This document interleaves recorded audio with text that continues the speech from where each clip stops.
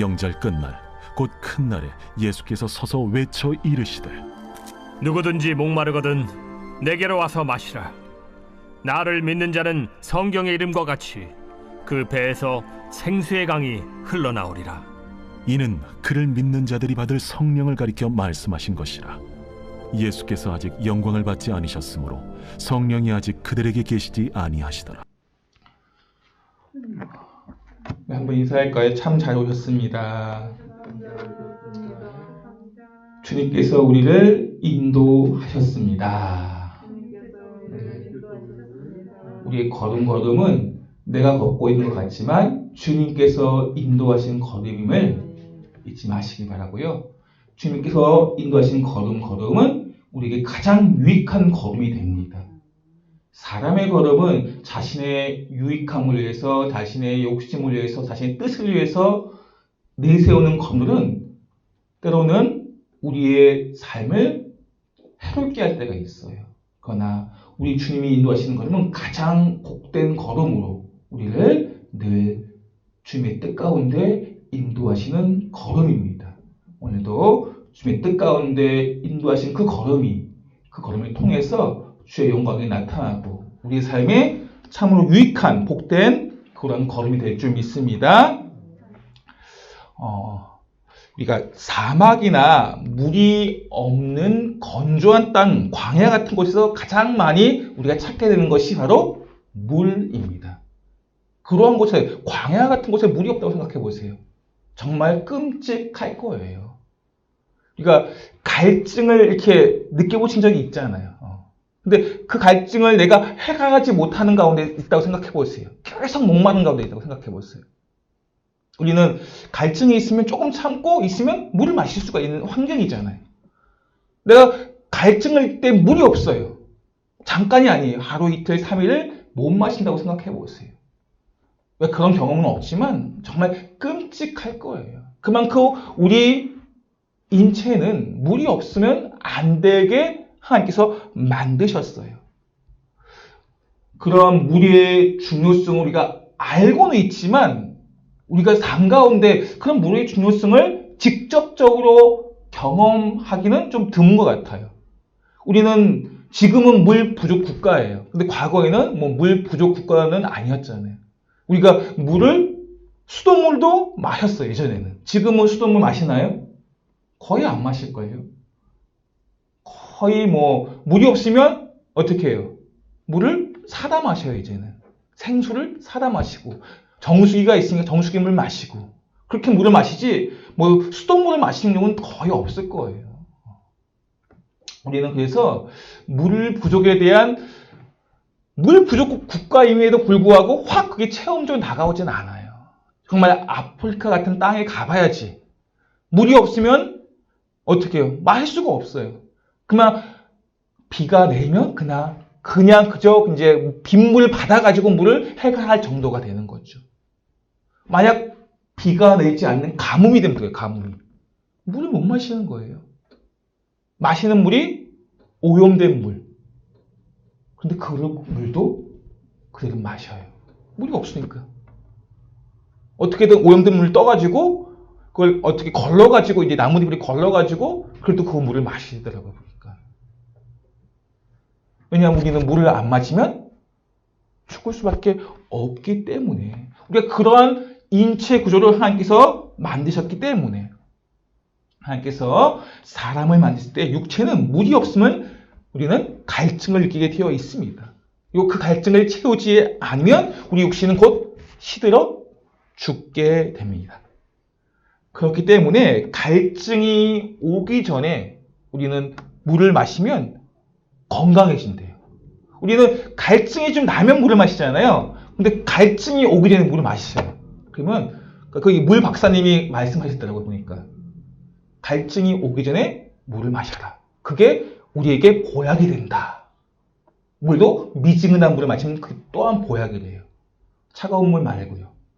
이게 물 박사님이 말씀하신 거예요. 그러니까 갈증이 오기 전에 물을 마시는 습관을 들이면 우리 인체에 아주 유익하다고 합니다. 우리는 갈증이 나면 이제 좀 물을 마시는 그런 이제 우리의 그런 습관이 있는데, 갈증이 나기 전에 물을 마시면 우리가 정말 건강할 수 있다고 하는데, 어쨌든 물은 많이 마시면 또 그것도 과유불급이라고 해서 물을 많이 마시면 우리의 인체에 또 해롭다고 해요. 우리는 적당한 양에서 우리 갈증을 해결할 수 있는 물을 마시면 우리의 인체에 가장 유익한 그러한 물이 될 텐데, 우리가 이 갈증을 난다는 것은 우리가 살아있다는 표시이기도 해요. 내가 갈증을 느끼는 것은 내가 살아있다는 표시예요. 갈증이 없으면 안 됩니다. 갈증이 있으셔야 돼요. 우리가 갈증이 나기 때문에 물을 마시는 것처럼, 그건 우리 육체에 대한 해당합니다. 육체. 우리의 영혼도 갈증이 있어요. 우리는 육체만 존재하는 게 아니잖아요. 우리 하나님께서는 인간을 육체와 함께 영혼을 불어 넣으셔서 육체와 영혼이 있는 존재예요. 육체가 갈증을 느끼면 물을 마시듯이 영혼도 갈증을 느낀다는 거예요. 그 영혼에 대한 갈증이 있을 때 우리는 어떻게 채워야 될까요? 영혼에 대한 갈증이 날 때 그 갈증을 해결하지 않으면 우리의 인생은 복되게, 우리의 인생은 바르게, 건강하게 살아갈 수가 없습니다. 육체가 갈증이 날 때 물을 마시지 않으면 죽을 수밖에 없어요. 영혼도 마찬가지예요. 내 영혼이 시들어 갑니다. 영혼에 대한 갈증을 해결하지 않으면 내 영혼이 시들어 간다는 거예요. 문제는 이 많은 사람들이 육체에 대한 갈증을 느끼고 인지는 하는데 영혼에 대한 갈증은 잘 몰라요. 우리 하나님께서 우리를 육체와 영혼을 만드시는데 영혼에 대한 갈증을 못 느낀다는 거예요. 영적 갈증. 그걸 내가 인지하고 그 영적 갈증에 대한 갈급함을 해결해야지 우리의 인생이 정말 풍성한 인생이 되는 것이고 복된 인생이 될 수 있는데, 영적 무지함으로 인해서 이 갈증을 못 느낀다는 거예요. 육체의 갈증을 느끼는 만큼 물을 마시고 해결하는 것처럼 우리도 영적 갈증에 대한 그러한 부분을 내가 느끼셔야 돼요. 그리고 내 영혼이 살아나기 위해서 영적 갈증을 느끼셔야 돼요. 그리고 그 영적 갈증에 대한 해결함이 있으셔야지만이 우리의 영혼이 시들지 아니하고 건강해질 수 있는 것입니다. 하나님께서는 우리가 그렇게 영적 갈증을 해결하는, 영적 갈증에 대한 무지함이 아닌 영적 갈증을 느끼기를 원하십니다. 문제는 우리가 육체적 갈증에 거기에만 우리의 마음을 두고 있고 거기만 우리 생각을 두고 있기 때문에 영적 갈증에 대한 무지함이 많다는 것입니다. 우리 영적 갈증을 해결하기 위해서 이 땅에 오신 분이 바로 우리 주님이십니다. 주님께서 이 땅에 오신 이유, 우리의 생명을 구원하시기 위해서, 우리의 영적 갈증을 해결하시기 위해서 이 땅에 오셨습니다. 오늘 본문 37절 말씀만 보겠습니다. 시작. 명절 끝날 곧 큰 날에 예수께서 서서 외쳐주시되 누구든지 목마르거든 내게로 와서 마시라. 누구든지 목마르거든 내게로 와서 마시라. 너희들이 영적 갈증을 느끼고 내게로 와서 그 영적 갈증을 해결해야 된다라는 거예요. 문제는 우리가 이 죄로 말미암아 영적 갈증에 대한 무지함 속에서, 이 죄로 말미암아 모든 것이 다 깨졌어요. 내 영혼에 대한 갈증조차도 무지함 속에서 깨져버려서 그것에 대해서 찾지 않는 거예요. 내 영혼이 죽어가고 있다는 것을 몰라요. 그래서 만약 우리가 내 영혼이 죽어가고 있는 것을 안다면 그것을 어떻게든 해결하려고 할 거예요. 우리가 목말라 하고 목마름 때문에 죽을 수 있는 상황이 놓이게 되면 어떻게든 물을 통해서 내 육체적 갈증을 해결하는 것처럼 그것을 느끼잖아요. 우리도 내 영혼이 죽어가고 있는 그러한 삶의 그러한 영혼의 나의 모습을 발견해야 되는 건데 우리가 죄로 말미암아 영적 갈증에 대한 무지함 속에서 그것을 느끼지 못한다는 것입니다.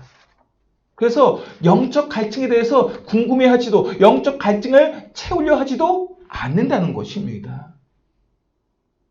오늘 주님께서 내가 너희의 영적 갈증을 해결시키러 왔다라고 말씀하시는 거예요. 누구든지 목마르거든 내게로 와서 마시라. 누구든지 내가 어떤 죄를 어떤 상황에 놓여있든 누구든지 와서 내게로 와서 마시라. 우리의 영적 갈증은 예수님만이 해결시킬 수 있습니다. 세상의 그 어떤 것으로도 우리의 이 목마름을 해결해 줄 수가 없어요. 우리가 사람들은 이 영적 갈증에 대해서 잘 모지만 우리가 영적인 존재이기 때문에 느껴지는 게 있어요. 목마름이라는 게 느껴져요. 조금씩은.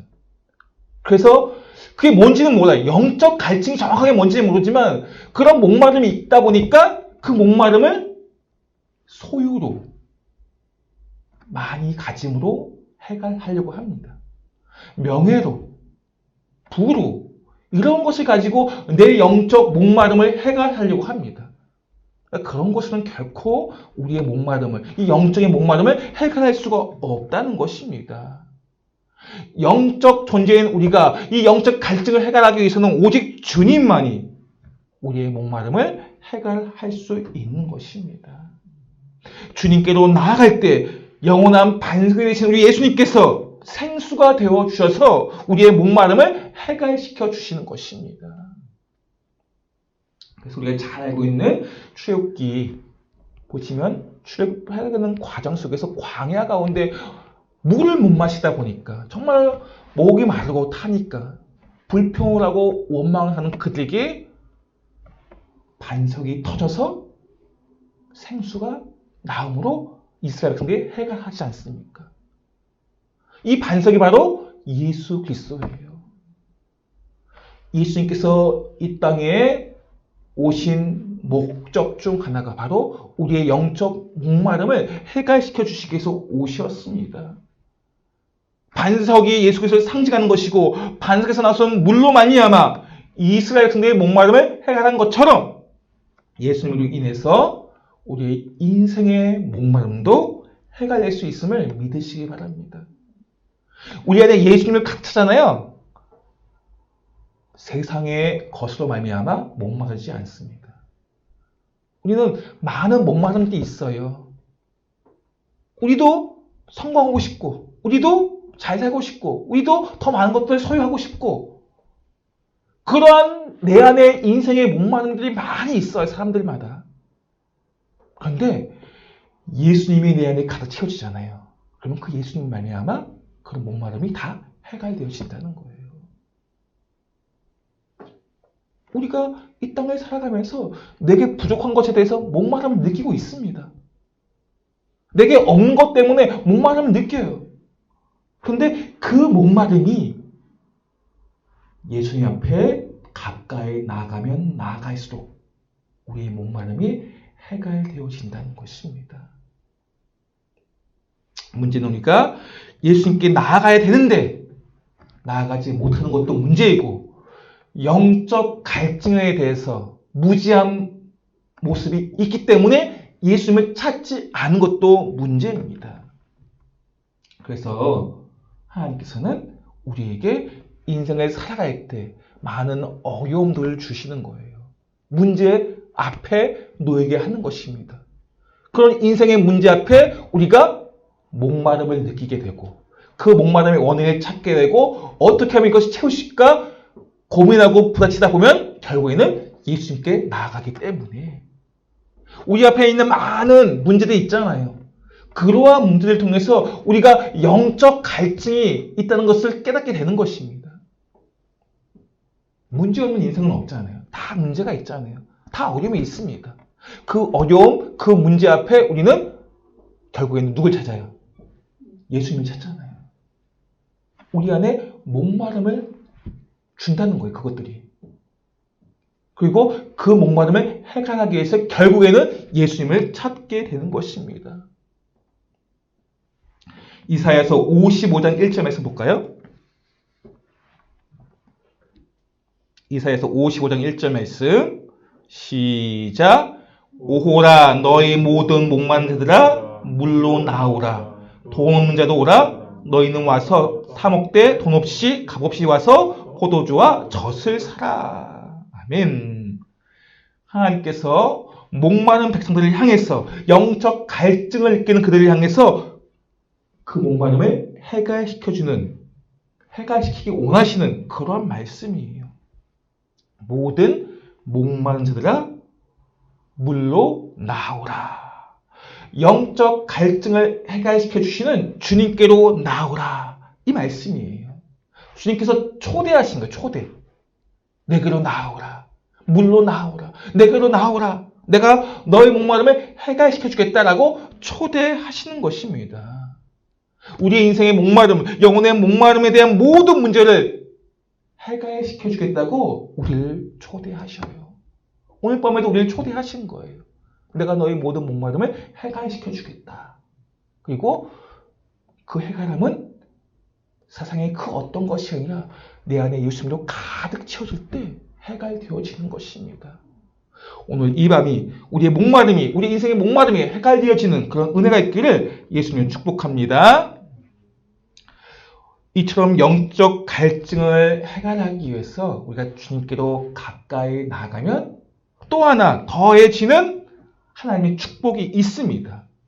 우리 인생을 새롭게 변화시키셔요.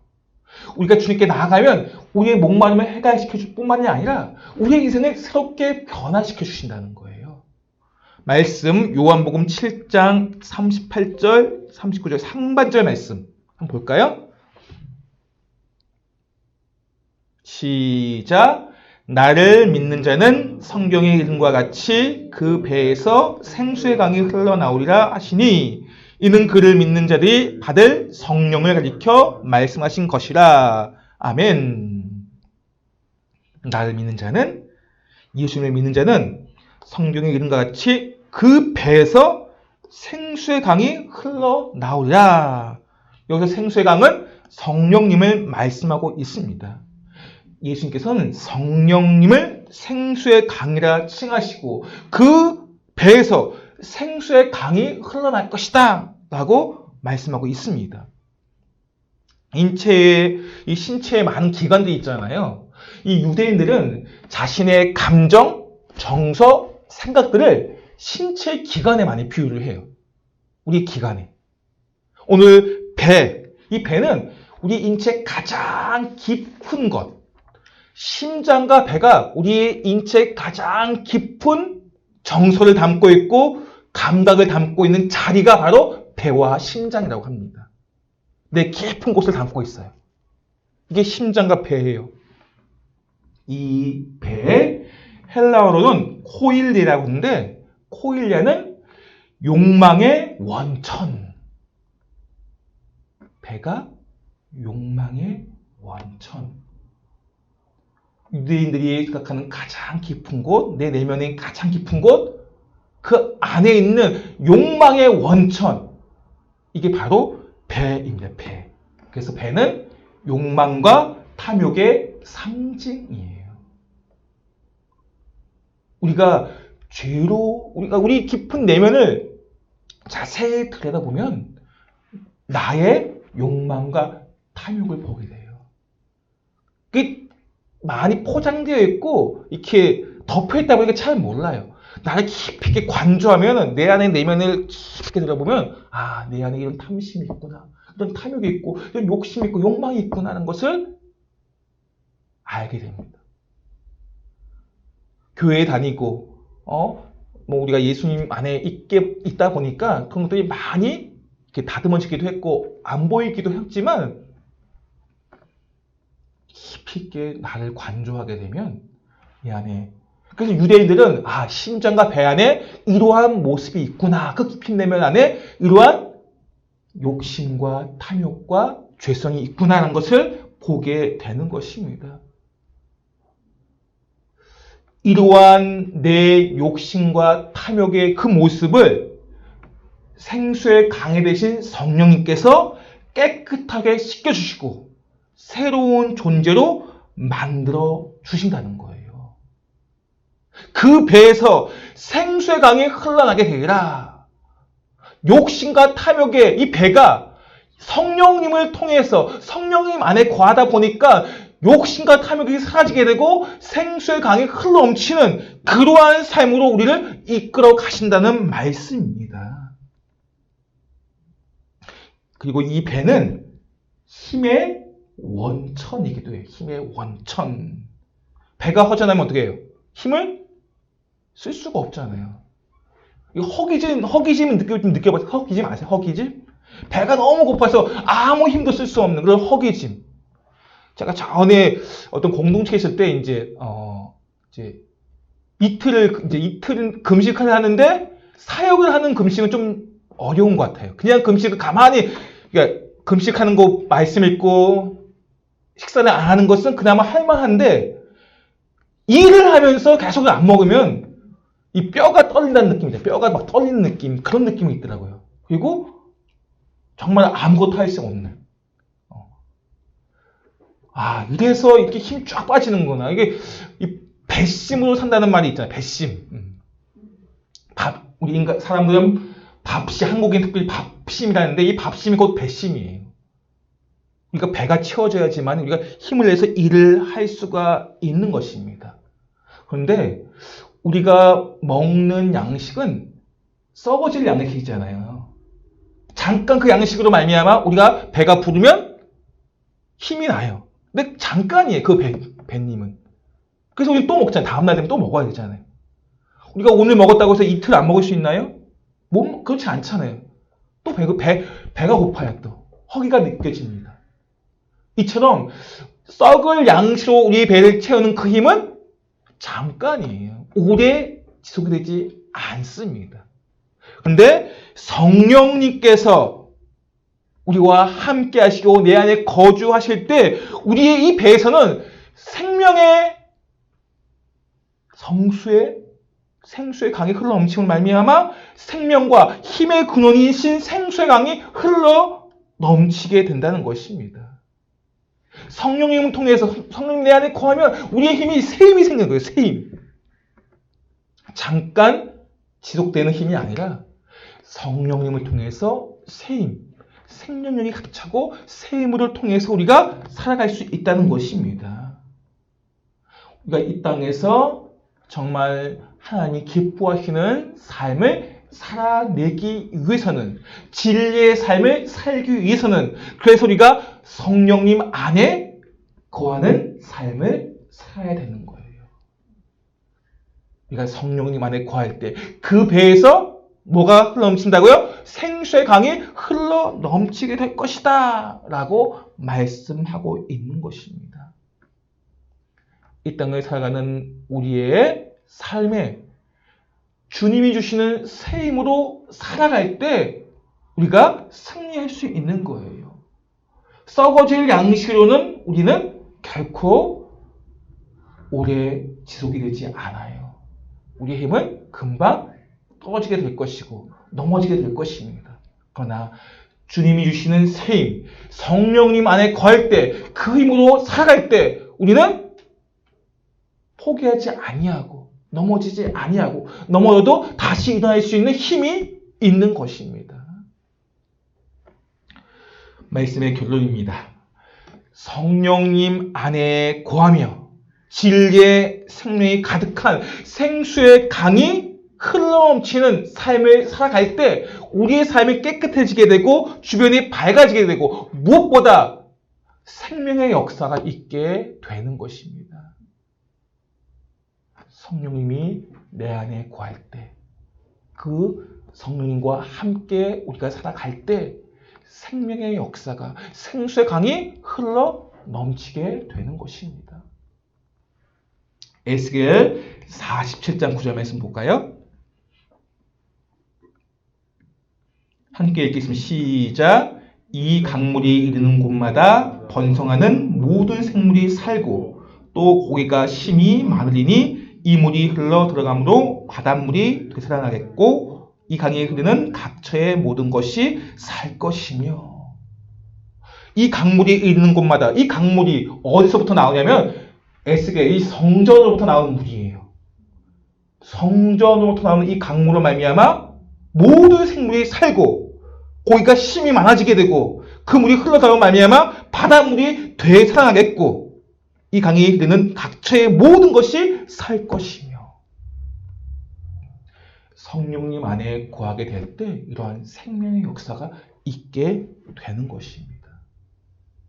오늘 하나님께서 저와 여러분에게 성령님 안에 거하며 생수의 강이 흘러넘치는 성령 충만한 삶을 살아가도록 우리에게 요청하시는 것입니다.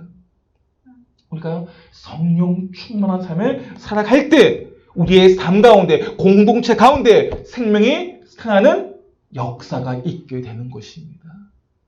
오늘 이 주님의 부르심 앞에 우리의 배가 욕심과 탐욕으로 채워지는 배가 아니라 성령님 안에 거할 때 그 모든 것이 깨끗하게 씻겨지게 되고 성령 충만함 아니야마 생명의 역사가 우리를 통해서 일어나게 되는 것입니다.